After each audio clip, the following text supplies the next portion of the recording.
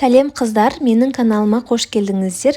Бүгін сіздермен осындай өте нәзік болып шығатын, жеген кезде ауызда еритін сүтті қыз тортын дайындаймыз. Видеоны міндетті түрде соңына дейін қараңыздар.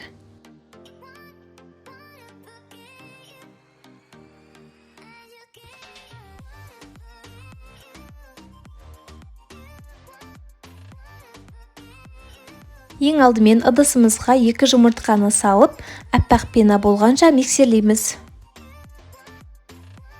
Осындай масса болып шығады. Енді бір банка сгущенкамызды құйып миксерлейміз.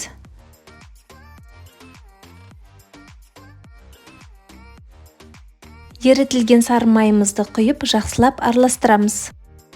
Ұнның жарты бөлігін салып араластырамыз. Бір шай қасық разырхителімізді салып, және де қалған ұнымызды салып, жақсылап миксерлейміз. Міне біздің қамырымыз дайын болды. Енді пергамент қағазымызға осындай тарелканың көмегімен домалақ етіп сызып аламыз. Мендегі тарелканың диаметрі 22 см. Мен Паклан фирмасының пергаментін қолданамын. Өте ыңғайлы, жабыспай шығады. Осылай 7 қағазға сызып дайындап аламыз. Дайын болған қамырымызды әр пергамент қағазына 2-2,5 ас қасықтан бөліп салып шығамыз. Осындай шпательдің көмегімен видеода көрсетілгендей етіп тегістеп шығамыз.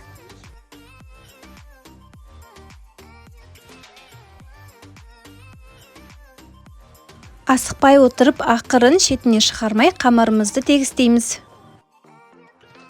Алдағы уақыттарда көптеген рецепттермен бөлісетін боламын. Каналға тіркелуді ұмытпаңыздар. Екі жағынан ұстап формамызға салып, қызып тұрған пеште 180 градуста 7-8 минуттай беті қызарғанша пісіріп аламыз.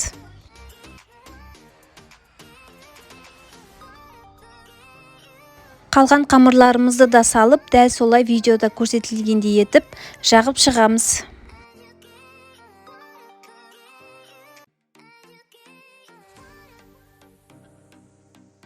Міне біздің корждарымыз дайын болды. Толықтай суытып қоямыз. Енді кремін дайындаймыз.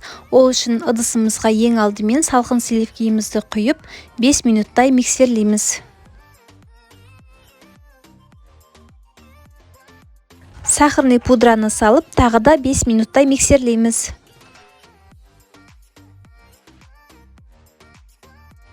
Маскарпоне немесе творожный сырды салып, жақсылап қоюланғанша тағы да 5 минуттай миксерлейміз.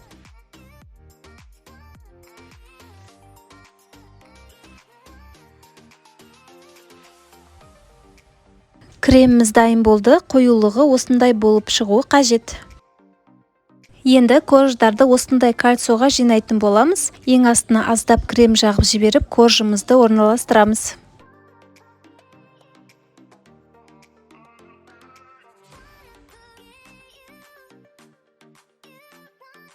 Үш қасықтай кремді салып тегістейміз, үстінен коржымызды саламыз.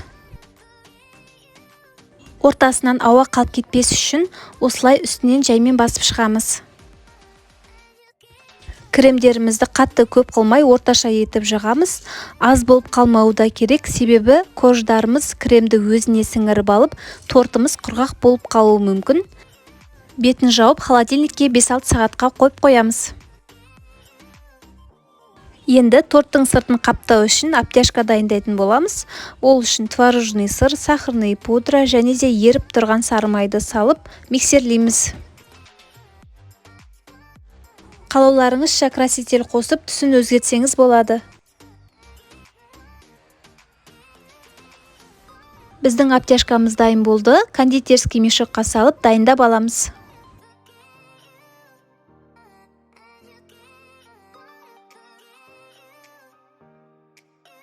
Тортымызды кольцодан ақырын босатып аламыз.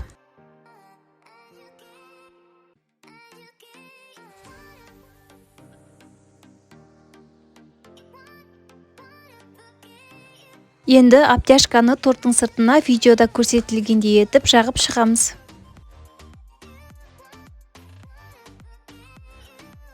Менде тортница болмағандықтан осылай жылжытып отырып жағып шықтым.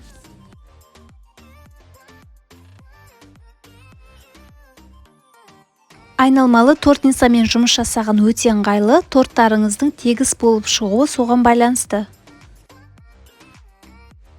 Кремдерімізді жағып шыққаннан кейін осындай шпательдің көмегімен шетін тегістейміз.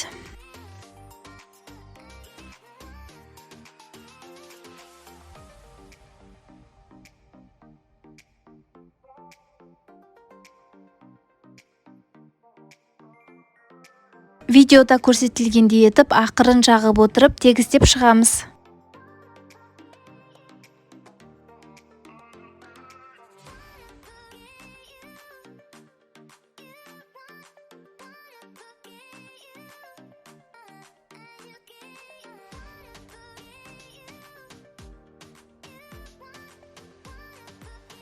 Дайын болған тортымызды қалауларыңызша әсемдей берсеңіздер болады. Мен шоколадты ганаш дайындадым. Ол үшін сливкемізді ысытып алып, үстінен шоколадты салып араластырып ерітіп аламыз. Дайын болған ганашты осылай торттың шетіне қасықтың көмегімен ағызып отырып жағамыз.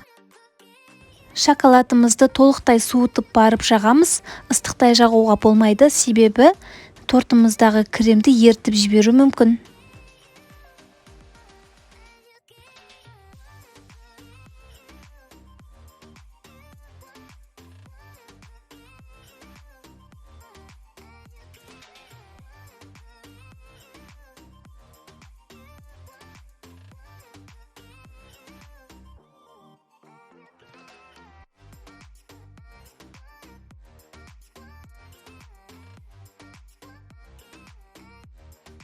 Шоколадты ганашымызды жағып болғаннан кейін әсемдік үшін мен осындай клубниканы қолдандым.